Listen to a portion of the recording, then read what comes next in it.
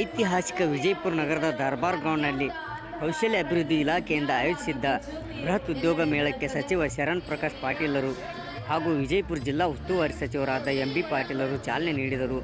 ಇದೇ ಸಂದರ್ಭದಲ್ಲಿ ಚಲನಚಿತ್ರ ನಟಿ ಸಪ್ತಮಿ ಗೌಡ ಅವರು ಉದ್ಯೋಗ ಮೇಳದ ಕೈಪಿಡಿಯನ್ನು ಬಿಡುಗಡೆ ಮಾಡಿದರು. ಈ ಮೇಳದಲ್ಲಿ 300ಕ್ಕೂ ಹೆಚ್ಚು ಖಾಸಗಿ ಕಂಪನಿಗಳು ಭಾಗವಹಿಸಿದ್ದವು. ನೆರೆ ಜಿಲ್ಲೆಯ 20,000ಕ್ಕೂ ಹೆಚ್ಚು ಯುವಕ ಯುವತಿಯರು ಉದ್ಯೋಗ ಅವಕಾಶಗಳಿಗಾಗಿ ಆಗಮಿಸಿದ್ದರು. ಈ ಸಂದರ್ಭದಲ್ಲಿ ನಿಗಮದ ಅಧ್ಯಕ್ಷೆ ಕಾಂತಾ ನಾಯಕ್ ಸೇರಿದಂತೆ ಹಲವು ಅಧಿಕಾರಿಗಳು ಉಪಸ್ಥಿತರಿದ್ದರು. ಭವ್ಯ ವೇದಿಕೆ ಮೇಲೆ ಜರುಗ್ತಾ ಇದೆ. ಶ್ರೀಮತಿ ಕಾಂತಾ ನಾಯಕ್ ಅವರು ರಚಿಸಿರುವಂತಹ ನವ ಕರ್ನಾಟಕ ನಿರ್ಮಾಣಕ್ಕಾಗಿ ನವ ಕೌಶಲ್ಯ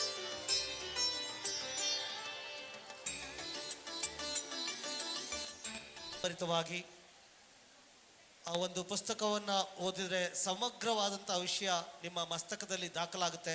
ಅಂಥ ವಿಭಿನ್ನವಾದಂಥ ಪುಸ್ತಕವನ್ನು ಕಾಂತಾ ಮೇಡಮ್ ಅವರು ತಮಗೆ ಕೊಡಮಾಡಿದ್ದಾರೆ. ಅವರಿಗೆ ಹೃತ್ಪೂರ್ವಕವಾದ ಎಲ್ರಿಗೂ ನಮಸ್ಕಾರ. ಹೇಗಿದ್ದೀರಾ ಎಲ್ರು?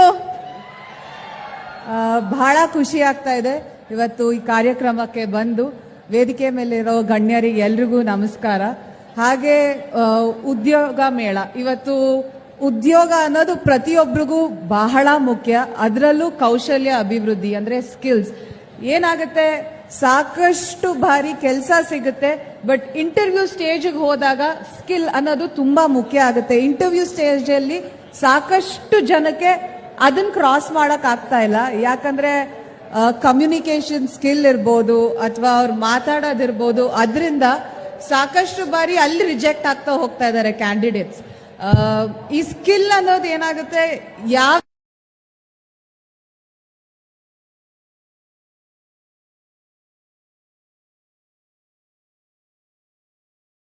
ಸ್ಕಿಲ್ ಅಂತ ತಗೊಂಡು ಅದನ್ನ ನೀವು ಯಾವಾಗ ಡೆವಲಪ್ ಮಾಡ್ಕೋತೀರೋ ಅದು ನಿಮ್ ಕರಿಯರ್ ಖಂಡಿತ ಹೆಲ್ಪ್ ಆಗುತ್ತೆ. ಇವತ್ತು ಈ ಉದ್ಯೋಗ ಮೇಳದಲ್ಲೂ ಅಷ್ಟೇ ಕೌಶಲ್ಯ ಅಭಿವೃದ್ಧಿ ಅಂದ್ರೆ ಸ್ಕಿಲ್. ಆ ಸ್ಕಿಲ್ಗೆ ಒಂದು ಏನೊಂದು ಆಪರ್ಚುನಿಟಿ ಕೊಟ್ಟು ಆ ಆಪರ್ಚುನಿಟಿಯಿಂದ ನಿಮ್ ಜೀವನ, ನಿಮ್ ಕರಿಯರ್ಗಳನ್ನ ಮೂಡಿಸೋ ಒಂದು ಕಾರ್ಯಕ್ರಮ. ಅಂಡ್ ಇಷ್ಟು ಜನ ಇದೆ. ಮತ್ತೊಂದೇನಂದ್ರೆ ಯಾವುದೇ ಇವ್ರು ಹೇಳಿದ್ದಾರೆ, ಈಗ ಎಂ.ಬಿ. ಪಾಟೀಲ್ ಸಾಹೇಬ್ರು ಹೇಳ್ದಂಗೆ ನಾವು ನಮ್ಮ ಗವರ್ನರಿಂದ ಇಷ್ಟೇ ಎಕ್ಸ್ಪೆಕ್ಟ್ ಮಾಡೋಕ್ಕೆ ಸಾಧ್ಯ ಇದೆ. ಯಾಕಂದರೆ ಇದು ಕೇವಲ ಕರ್ನಾಟಕದಲ್ಲಿ ಅಷ್ಟೇ ಅಲ್ಲ, ಇಡೀ ದೇಶಾದ್ಯಂತ ಇವತ್ತು ಎಲ್ಲೆಲ್ಲಿ BJP ಯೇತರ ಸರ್ಕಾರಗಳಿವೆ ಅಲ್ಲಿ ಗವರ್ನರ್ ಮುಖಾಂತರ ಆಡಳಿತ ನಡೆಸಬೇಕು ಅಂತಕ್ಕಂಥದ್ದು ಭಾರತೀಯ ಜನತಾ